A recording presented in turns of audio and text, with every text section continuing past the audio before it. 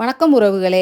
இன்றைக்கி நீங்கள் பார்க்க போகிற வீடியோ என்னென்னு பார்த்தீங்கன்னா, பழனி போயிட்டு வரும்போது அப்படி நம்மளுடைய கனகம்பட்டி சித்தர் ஐயாவை போய் தரிசனம் பண்ணோம்.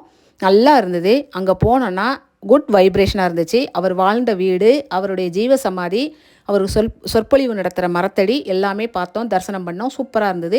உங்களுக்கும் ஒரு வாய்ப்பு கிடச்சிதுன்னா நீங்களும் தயவு செஞ்சு போய் கனகம்பட்டி சித்தர் ஐயாவை தரிசனம் பண்ணிட்டு வாங்க. காலையில் 7 மணிலேருந்து இரவு 10 மணி வரைக்கும் அன்னதானம் நடக்குது. சுட சுட போடுறாங்க. சூப்பராக இருக்குது. நாங்கள் வாங்கி சாப்பிட்டோம்.